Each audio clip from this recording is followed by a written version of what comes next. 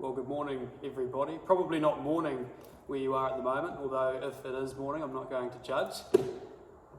We are in the very cold bond store in Oamaru this morning. I don't know if you can see the breath in front of me. It's probably about 8 or 9 degrees in here at the moment, so not ideal weather for wearing a t-shirt, but we'll soldier on. No doubt this will warm us up.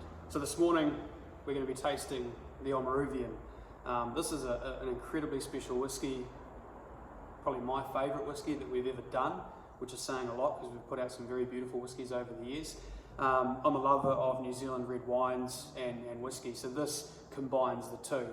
It's incredibly special. The way it's been made, the way it's been matured is quite different to the traditional style of aging whiskey.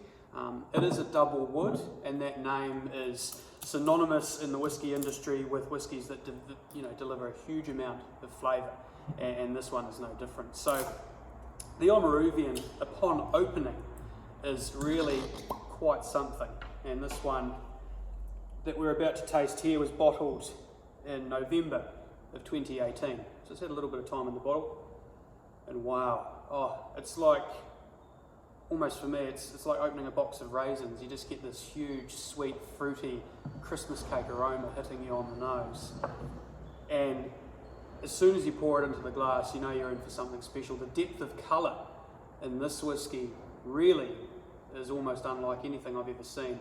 It's very rummy, almost bourbon-y colour. There's hints of gold and red and pink and amber. There's a lot going on inside the glass. And it needs a little bit of time inside the glass as well, just to help open up and all those flavours to come to life. And once it does, you're in for a real treat. So the way this whiskey's been made or matured is in 2 types of casks. So for the first 6 years, it was American oak ex-bourbon from the old Dunedin distillery, and then the casks were brought here to Oamaru, and the whiskey was decanted into French oak ex-New Zealand red wine, and it's been in there ever since. So it's now an 18-year-old. It's spent about 12 years in those New Zealand ex-Pinot casks, soaking up all that red wine flavour, and it's just absolutely amazing. So I'd encourage you with me to get your nose right into that glass. Take a big lung full of that whiskey flavour. You're going to get a little bit of alcohol on the nose. It is a strong drop, 55.8%. So it's got a little bit of kick there. But that initial smell, you just get this, I don't want to use the term bouquet, it's thrown around a lot with whiskey tasting. It's almost like walking into a kitchen and Nana's baking the Christmas cake or the fruit cake, and it's just that warm, spicy, rich red fruit baking smell. It just envelops the senses, so absolutely beautiful.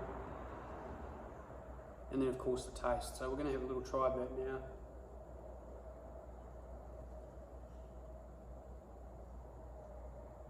I should have said before that, try and hold it in the mouth for a while as well. This is really a whiskey that does better at almost a warmer temperature.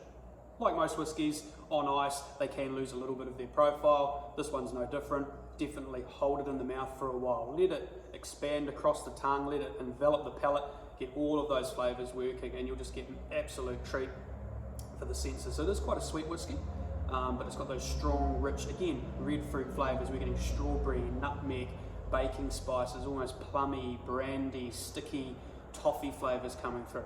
Absolutely amazing. There's so much going on in this whiskey. Usually at this time in the tasting, I'd ask for people's feedback. but as I'm drinking alone at 10 to 10 on a Thursday morning here, I'm just hoping that you're enjoying it as well. Cheers.